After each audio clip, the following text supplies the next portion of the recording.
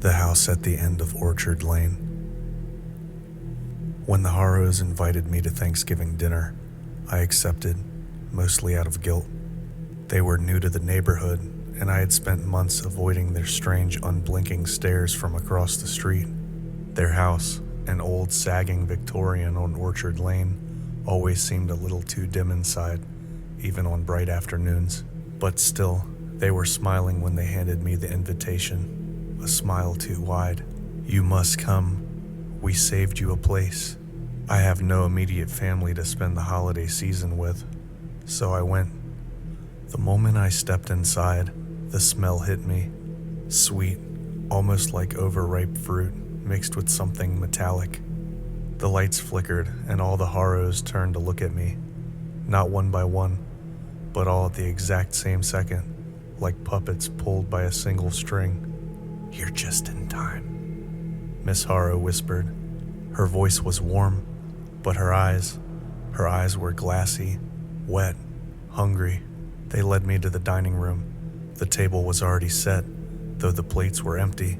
Every chair was filled by a family member, dozens of them, except for one, my seat.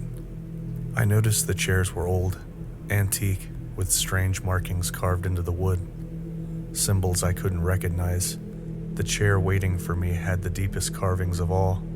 They looked almost like tally marks. I sat down slowly. Mr. Harrow raised his glass. "We give thanks tonight for the newest member of our tradition." His gaze rested on me for a little too long. That's when the house groaned. No, it shuddered. The walls pulsed. I thought it was the lights flickering again, until the wallpaper itself seemed to breathe in and out. I blinked hard. The room fell silent. Suddenly, one of the children giggled, a small, pale girl with braids. She pointed at my plate, where a slice of something dark had appeared, something that hadn't been there a moment before. "I saved the first piece for you," she said. "It used to be someone who sat at your seat last year." My stomach nodded. Around the table, the Harrow family leaned forward in unison. Their smiles widened in a slow, stretching motion that looked painful. Their teeth were wrong, too sharp, too many of them. The walls swelled again, as if something behind them was pushing to get out. "Eat," Mr. Harrow said. His voice was lower, almost layered with another. "The house grows impatient." I shot to my feet. The chair behind me snapped shut like a jaw, as if trying to trap me before I couldn't move. The family stood too, silently, fluidly. The house moaned. I bolted towards the door, but the hallway was longer than before. The shadows stretched, reaching for my ankles. I could hear footsteps behind me, dozens of them, though I hadn't heard anyone start running. When I finally reached the front door, it wouldn't open. The knob twisted and twitched under my hand like something alive. The wallpaper pulsed harder, a heartbeat, a hungry one. "You can't leave yet," whispered a voice behind me. But when I turned, no one was there, only a flock of shadows gathering on the walls, taking shape. Something cold brushed the back of my neck. I yanked the door with everything I had. It flew open. I stumbled outside into the freezing night. For just a second, the world was quiet, peaceful. When I turned back, the house at the end of Orchard Lane looked normal again. The lights warm, windows still. Nothing had happened. But as I backed away, the curtains in the upstairs window lifted, and every single Harrow was standing there, packed into the frame, all staring down at me with those wide, hungry smiles. All of them. And behind them, something enormous moved. The window began to bulge outward, cracking. I ran as fast as I could. I haven't been back to that street since, but every night, when the wind shifts just right, I swear I can hear the house breathing, and I know they're still waiting, because I never finished my plate. The Thanksgiving broadcast. Thanksgiving morning in the small town of Briar Hollow always began the same way. Coffee brewing, ovens warming, and the local radio station, 97.4 BHFM, playing its annual Turkey Day tunes. But this year, something was wrong. It started at 9:12 a.m. when every radio in town, cars, kitchens, garages, cut off mid-song. A burst of static filled the speakers. Then a voice came on, not the cheerful morning host, not anyone in the town recognized. A low, calm male voice spoke. Residents of Briar Hollow, stay inside. Families paused mid-meal prep. Drivers pulled over. Everyone held still. Static crackled again. Do not answer your door. Do not look outside. Do not turn off your radio. The message ended. The static continued. People immediately called the radio station, but no one answered. Some assumed it was a prank. Others got nervous. But the warning didn't feel like a joke. There was something unsettling about how steady and emotionless the voice sounded. The first confirmed incident happened at 9:28 a.m. A delivery driver saw something in the road. His name was Mark Lively. He had been pulling up to a house on Eve Street when he saw a figure standing in the middle of the road. At first he thought it was a child. Then he realized it wasn't moving. It was facing him, perfectly still, hands at its sides. Mark honked, but the figure didn't react. When he stepped out of his truck, the figure tilted its head sharply, like a hinge popping out of its place. Mark scrambled back into the truck and locked the doors. The figure began walking towards him, slowly, deliberately, one step at a time. Mark drove away so fast he nearly hit a parked car. 3 minutes later, a neighbor found his delivery truck parked in a driveway. Driver's side door open, engine still running, but Mark was gone. At 9:40 a.m., every radio blared again with piercing feedback. Then the same monotone voice returned. They are moving through the streets. Stay away from the windows. Families hurriedly pulled their curtains shut. Parents turned off the stoves. Children were ushered into the basements. One woman, Miss Hawthorne on Maple Lane, peeked out of her blinds despite the warning. She saw 3 figures standing on her lawn, not moving, facing the house, as if they knew she was watching. They wore mismatched clothing, coats too big, shoes too small, but their faces looked wrong, like masks that didn't fit, like they were wearing someone else's skin. Miss Hawthorne dropped to the floor and crawled away from the window.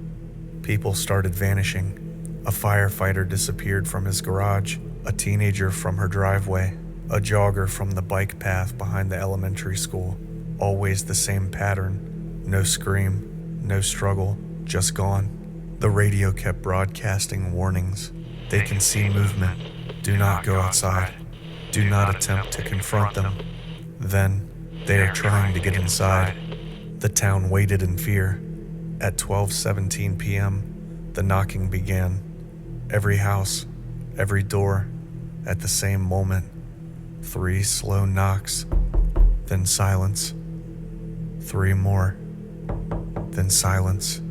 Families huddled in hallways, clutching kitchen knives, fire pokers, anything they could find. At one house, a man named Adam Fletcher crept towards his front door and pressed his ear against the wood. He heard breathing, not normal breathing. Ragged, wet, desperate, as if the figure outside didn't quite know how to breathe.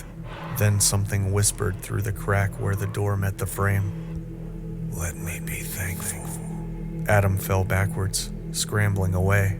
At 4:03 p.m., just as the sun began to sink, the radio crackled one last time, but the voice was different now.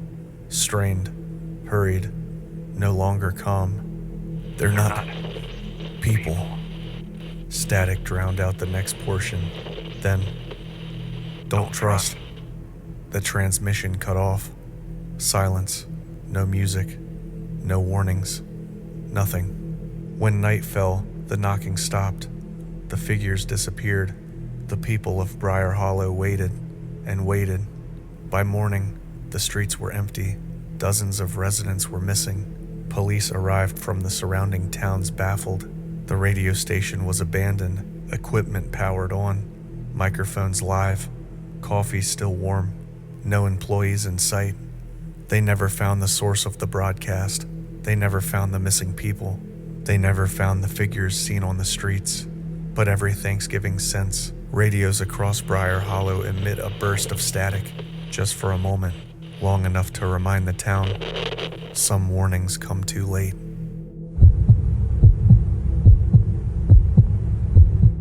The guest who wouldn't leave. The Masons always hosted Thanksgiving. It was their favorite holiday. Warm, loud, full of family. But this year it was different. Their oldest son Liam couldn't make it home from college, and the celebration felt emptier. Still, Miss Mason set the table for 8 like always, and at 4:12 p.m., right when the sun dipped low and the turkey came out of the oven, there was a knock at their door. Mr. Mason frowned. Probably just a neighbor, he muttered, but when he opened the door, no one was there. Just a man standing at the edge of the porch steps, tall, thin. His clothes were too dusty and old-fashioned to belong to anyone from their quiet suburban street. He didn't speak. He simply lifted his hand and held out a folded note. Miss Mason took it carefully. The man nodded once and stepped inside as if he'd been invited. Something felt wrong immediately. The stranger walked straight for the dining table and sat down in the empty chair at the end, Liam's seat. Miss Mason tried to laugh it off. Sir, you must have the wrong house." But the stranger didn't react. His hands were folded neatly in front of him, unmoving. His eyes never blinked. Mr. Mason unfolded the note. There were only 4 words, written in shaky pen. "Thank you for remembering." A chill moved through the room. "We don't know what this is," Mr. Mason said firmly. "You need to leave." The stranger tilted his head. The corners of his mouth twitched. Not quite a smile, not quite a warning. The lights flickered. The photos began changing. Miss Mason gasped. Every family photo hanging on the wall, birthdays, graduations, vacations, was changing. Faces fading, figures vanishing. Liam's face disappeared first, then Mr. Mason's, then their daughter's. The only face that remained clear in the photos was the stranger's, still sitting there, still watching. Mr. Mason slammed his fist on the table. "Who are you?" The stranger finally blinked and looked at him. "You invited me every year," he said softly. His voice was strange, like 2 voices overlapping each other. "But you never saved me a place." He reached towards the turkey platter, his fingers stretched too far, joints bending wrong. "This year you remembered." The lights went out. In the darkness, chairs scraped the floor, one, then another, then all of them. The sound circled the table, as if unseen people were taking their seats in the dark. Miss Mason screamed for her children. Mr. Mason grabbed a flashlight, but it wouldn't turn on. The air grew colder, colder still, until their breath fogged. Then a whisper filled the room. "Let the feast begin." A dozen whispers joined in. Something moved past Miss Mason's leg.